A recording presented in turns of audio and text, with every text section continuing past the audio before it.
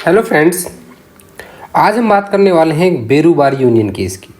देखिए, Indian constitution में जितने भी इम्पोर्टेंट केसेस हैं, आप उन सब के नोट्स ज़रूर बना लें। आपके एग्ज़ाम्स के लिए बहुत इंपॉर्टेंट हैं, और क्योंकि आप जुडिशियल फील्ड से जुड़े हुए लोग हैं तो आपके लिए वैसे भी ये कॉन्स्टिट्यूशन को समझने के लिए केस जो है वो सबसे ज़्यादा मायने रखते हैं। चलिए, आज हम बात करेंगे बेरूबारी की। बेरूबारी एक एरिया था जो इंडिया और पाकिस्तान के बीच में डिस्प्यूट का कारण बना। अब ये सब हुआ क्यों, इसको आज के वीडियो में हम जानेंगे। इंडियन कॉन्स्टिट्यूशन की सीरीज़ में ये बेरूबारी का केस आज हम डिस्कस कर रहे हैं। अगर अभी तक आपने चैनल को सब्सक्राइब नहीं किया है, सब्सक्राइब जरूर कर लें और साथ ही बेल आइकन को भी प्रेस करें, जिससे नई वीडियोज़ के अपडेट्स मिलते रहें।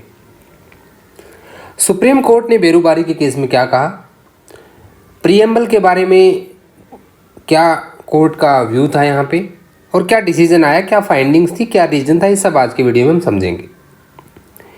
देखिए, बेरूबारी केस जो है ये हुआ क्या था कि जब इंडिया इंडिपेंडेंट हुआ इन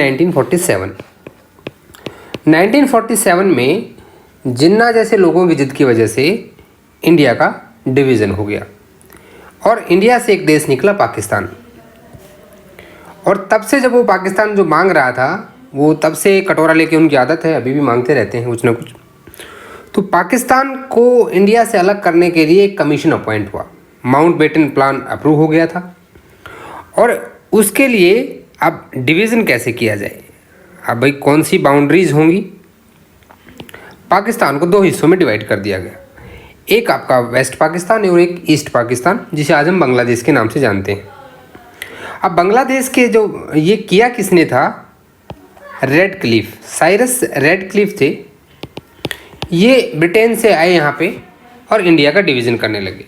और कमाल की बात ये थी कि रेड क्लिफ ने कभी भी ना तो इंडियन जियोग्राफी के बारे में उसको कोई नॉलेज थी और ना कभी इंडिया उसने विजिट किया था।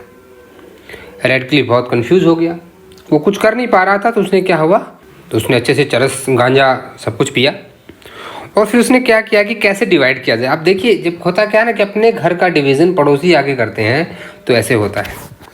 उसने जो वहाँ पे थाने थे, अलग अलग पुलिस स्टेशन के जो एरिया थे, उस तरह से उसने डिवाइड कर दिया इंडिया को कि जहाँ जहाँ पुलिस स्टेशन है वहीं पे एक पुलिस स्टेशन था जिसका नाम था बेरूबारी। बेरूबारी पुलिस स्टेशन था यहाँ पे एक, और इस पुलिस थाने को, पुलिस स्टेशन को उसने इंडिया को दे दिया। यहाँ की जो आबादी थी अराउंड अगर हम जाएंगे तो बेरूबारी आपका यहाँ पे था, ये आपका बेरूबारी है यहाँ पे। मैं इसको थोड़ा सा, ये आपका बांग्लादेश है, ठीक है, और यहाँ पे आपका था बेरूबारी। अब यहाँ का 90% पॉपुलेशन मुस्लिम था। इनको जाना चाहिए था कहाँ पे, पाकिस्तान में, लेकिन दे दिया इंडिया में। बट यहाँ पे एक प्रॉब्लम होगी। रेड क्लिफ बाबा ने क्या किया कि उसने दे तो दिया इंडिया को, लेकिन ये कहीं रिटर्न में नहीं दिया। कोई रिटर्न टेक्स्ट नहीं था कि बेरूबारी इंडिया का पार्ट है। अब पाकिस्तान जैसे भिखारी देश को तो क्या चाहिए, अपॉर्चुनिटी चाहिए थी, और पाकिस्तान ने बेरूबारी पे क्लेम करना शुरू कर दिया। और इसने कहा कि जो बेरूबारी है वहाँ पे इंडिया गलत तरह से शासन कर रहा है, ये हमें मिलना चाहिए, इट इज़ आवर पार्ट। उस वक्त पाकिस्तान का जो पीएम थे फिरोज शाह नून, उस टाइम वहाँ का जो पीएम था वो था फिरोज शाह नून।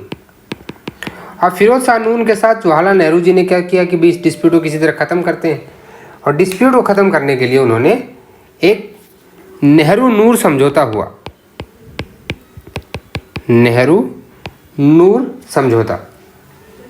इस नेहरू नूर समझौते के तहत क्या हुआ कि भाई ठीक, हम इस डिस्प्यूट को ख़त्म कर देते हैं। बेरूबारी के हिस्से को आधा आप ले लीजिए, आधा हम ले लेते हैं, और इस चीज़ को, डिस्प्यूट को यहाँ ख़त्म कर देते हैं। लेकिन हुआ क्या, जब इस डिस्प्यूट के ख़त्म होने की बात आई तो उस वक्त हमारे जो प्रेसिडेंट थे डॉक्टर राजेंद्र प्रसाद ने क्या किया, वो सुप्रीम कोर्ट चले गए। अब प्रेसिडेंट से सुप्रीम कोर्ट कैसे चले गए, अब मैं जो बातें बता रहा हूँ प्लीज़ उन चीज़ों को नोट करते हुए चलें। जो वर्ड्स यहाँ बोले जा रहे हैं, जो आर्टिकल्स मैं आपको बता रहा हूँ, आप उन आर्टिकल्स को भी याद करें। आज हम कॉन्स्टिट्यूशन के कई सारे आर्टिकल्स को याद करने वाले हैं। तो यहाँ पे क्या किया, यहाँ पे अपनी पावर को यूज़ करते हुए डॉक्टर राजेंद्र प्रसाद ने एडवाइस मांगा, किससे? सुप्रीम कोर्ट से। कैसे मांग सकता है भाई? प्रेसिडेंट सुप्रीम कोर्ट से परामर्श ले सकता है। कब ले सकता है? कहाँ दे रखा है? आर्टिकल 143। आर्टिकल 143 के तहत सुप्रीम कोर्ट ने पूछा उससे, सॉरी प्रेसिडेंट ने, डॉक्टर राजेंद्र प्रसाद ने सुप्रीम कोर्ट से पूछा। क्या क्या क्वेश्चन पूछा डॉक्टर राजेंद्र प्रसाद ने? पहला पूछा कि क्या गवर्नमेंट अपनी लैंड को इस तरह से दूसरे को सीड कर सकती है, दे सकती है, क्योंकि आप अपने हिस्से को दूसरे देश को दे रहे थे। क्या ये 368 में होगा या आर्टिकल 3 में होगा? इस तरह के कई सारे क्वेश्चंस आ गए। अब सुप्रीम कोर्ट ने यहाँ पे क्या किया कि सुप्रीम कोर्ट ने यहाँ पे 3 तरह की टिप्पणियाँ की। अब उन टिप्पणियों के बारे में बात कर लेते हैं हम। देखिए, हम पूरी क्लास को एक इसी स्लाइड में ख़त्म करने वाले हैं। इसी स्लाइड पे आप समझिएगा। अब यहाँ पे कहा गया कि भाई ठीक है, जब कोई एग्रीमेंट होता है, नेहरू नूर एग्रीमेंट जो हुआ था, इसको करने के लिए अब जब बात आने लगी, डॉक्टर राजेंद्र प्रसाद ने सुप्रीम कोर्ट से पूछा कि क्या पार्लियामेंट ऐसा कर सकती है। तो यहाँ पे सुप्रीम कोर्ट ने कुछ आर्टिकल्स की बात की। अब इन आर्टिकल्स को आप याद कर लीजिएगा। सबसे पहले सुप्रीम कोर्ट ने कहा कि भाई आर्टिकल 245 का 1 देखिए क्या कहता है। 245 का 1 कहता है कि भाई पार्लियामेंट कोई भी लॉ बना सकती है, extent of laws made by parliament and by the legislature of state, इसके बारे में बात करता है। दूसरी चीज़ क्या आती है कि जब कौन सा समझौता हुआ था? नेहरू नूर समझौता। इसको नेहरू नूर समझौते के नाम से जाना जाता है। फिरोज शाह नूर और जवाहरलाल नेहरू के बीच में हुआ था। तो इस एग्रीमेंट के लिए कहाँ से पावर मिलता है? आर्टिकल 253। 253 क्या कहता है कि legislation for giving effect to international agreement, कि भाई कोई भी अगर इंटरनेशनल अंतर्राष्ट्रीय समझौता कर लेता है कोई देश, इंडिया, तो उसको वो इम्प्लीमेंट करने के लिए कानून भी बना सकता है और उसे लागू भी कर सकता है। इस तरह की बातें यहाँ पे आने लगी। अब मान लीजिए कहीं पे चीज़ें नहीं भी दी गई हैं, तो आर्टिकल 248 ने बता दिया कि रेजिडरी पावर्स हैं, भाई अविशिष्ट विधायी शक्तियाँ हैं, जो चीज़ कहीं पे भी डिफाइन नहीं है उन पर भी कानून बना सकता है। अब कोई चीज़ यूनियन लिस्ट में नहीं है, स्टेट लिस्ट में नहीं है, तो भी उस पर कानून पार्लियामेंट बना सकता है, यानी कि पार्लियामेंट एम्पावर्ड। ये तो होगी पार्लियामेंट की एम्पावर की बात। लेकिन यहाँ पे दूसरी बात क्या आती है कि प्रीएम्बल, अगर आप प्रीएम्बल पढ़ेंगे तो प्रीएम्बल में हमें क्या बताया गया है? प्रीएम्बल में बोला गया है कि हम भाई it is a republic country, लोकतंत्र है। यहाँ पे लोकतंत्र में क्या होता है कि भाई जनता के द्वारा चुनी गई सरकार है। अब जिस पीएम को, पीएम कौन थे? जवाहरलाल नेहरू। पंडित जवाहरलाल नेहरू को चुना किसने था? लोगों ने चुना था। तो क्या वो अपने ही लोगों को दूसरे देश को दे सकता है? प्रीएम्बल मना कर रही है। दूसरी बात यहाँ पे क्या आई? दूसरा वर्ड प्रीएम्बल में आता है सोवरन, कि हम सोवरन हैं, संप्रभुता, यानी कि कोई भी देश हमें किसी भी चीज़ के लिए फोर्स नहीं कर सकता, हम अपने डिसीजन खुद लेंगे। तो प्रीएम्बल की अगर दोनों बातों को आप देखेंगे, आप भाई डेमोक्रेटिक हैं, आप रिपब्लिक हैं, ठीक है। और यहाँ पे बात कही गई कि जब सोवरन है तो किसी दूसरे देश के इन्फ्लुएंस से आप ऐसा समझौता कैसे कर सकते हैं? यानी कि अगर प्रीएम्बल को देखा जाए तो प्रीएम्बल ने मना कर दिया कि आप ऐसा नहीं कर सकते। जबकि हमने कहा कि 245, 253 यहाँ पे पार्लियामेंट के पास पावर है, 248 इन सब में उसके पास पावर है, लेकिन प्रीएम्बल ने मना कर दिया। तो देखिए सुप्रीम कोर्ट ने कितनी क्लियरली, कितने अच्छे से यहाँ पे क्या डिसीजन दे दिया कि भाई सुप्रीम कोर्ट की क्लियरिटी की हम बात कर लेते हैं।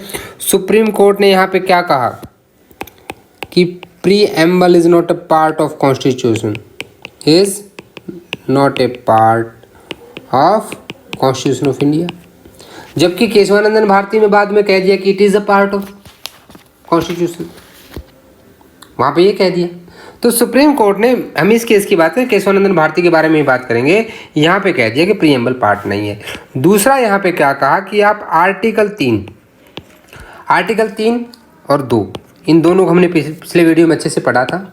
2 बात करता है विदेशी राज्यों के बारे में, यानी कि जो आपने किसी इंडिया के बाहर से किसी चीज़ को लिया है तो आप उसे यहाँ पे स्टेट बना सकते हो। और आर्टिकल 3 जो बात करता है ये बात करता है आपके एग्जिस्टिंग स्टेट्स की। तो ये एग्जिस्टिंग स्टेट्स के अल्ट्रेशन की बात करता है, ना कि किसी दूसरे देश को अपना हिस्सा देने की बात करता है। It is not talking about the seeding of a state from the India. So you can't do this under article 2 और 3। तो कहाँ होगा? तो सुप्रीम कोर्ट ने यहाँ पे क्या कह दिया कि भाई आर्टिकल 3 तो आपको पावर नहीं देता है, आपको पावर क्या मिलती है, ये पावर आप कर सकते हो अंडर आर्टिकल 368। सुप्रीम कोर्ट ने क्लियरली कह दिया कि भाई जो आर्टिकल 368 की पावर है उसको यूज करते हुए आप यहाँ पे तो यहाँ क्या आता है, 368 में चाहिए आपको स्पेशल मेजोरिटी, जबकि आर्टिकल 2 और 3 में क्या है, आपने आर्टिकल 2 और 3 में देखा है। आर्टिकल 4 आपको यहाँ पे बता देता है 4 का 2 कि भाई यहाँ पे 368 पे लागू नहीं होता है, यानी कि ऑर्डनरी बिल होते हैं। 50% मेजोरिटी से आपका काम हो जाता है यहाँ पे। लेकिन अगर 368 में जाएंगे तो यू नीड स्पेशल मेजोरिटी, तो भाई आपको स्पेशल मेजोरिटी चाहिए। अब इस चीज़ को लाने के लिए, इस सब चीज़ों को लागू करने के लिए क्या हो गया, 9th अमेंडमेंट आई। कौन सी आई? 9th amendment 1960। 9th amendment constitutional amendment act आया और इसने यहाँ पे क्या कहा कि भाई जो बेरूबारी वाला डिस्प्यूट है, नेहरू नूर जो एग्रीमेंट था उसको इम्प्लीमेंट कर दिया गया। तो यहाँ पे 3 चीज़ें इंपॉर्टेंट थी। पहली क्या थी कि भाई आप preamble is not a part of constitution. दूसरी थी कि आर्टिकल 2 या 3 के तहत आप नहीं कर सकते, आर्टिकल 3 आपको यहाँ पे पावर नहीं देता है। आपको आर्टिकल 368 के तहत कॉन्स्टिट्यूशन में अमेंडमेंट करना होगा विथ स्पेशल मेजोरिटी, तो आप कर सकते हो। तो ये चीज़ नेहरू जी को समझ में आ गई, भाई स्पेशल मेजोरिटी में थी तब कांग्रेस, तो इन्होंने बेरूबारी वाले जो एग्रीमेंट था उसको 9th अमेंडमेंट के तहत लागू कर दिया। अभी आपको ध्यान होगा कि 100th अमेंडमेंट भी हुआ है, जो अभी रिसेंट में जो किया गया है 100th अमेंडमेंट। कब हुआ है ये? 2015 में मोदी जी ने किया है।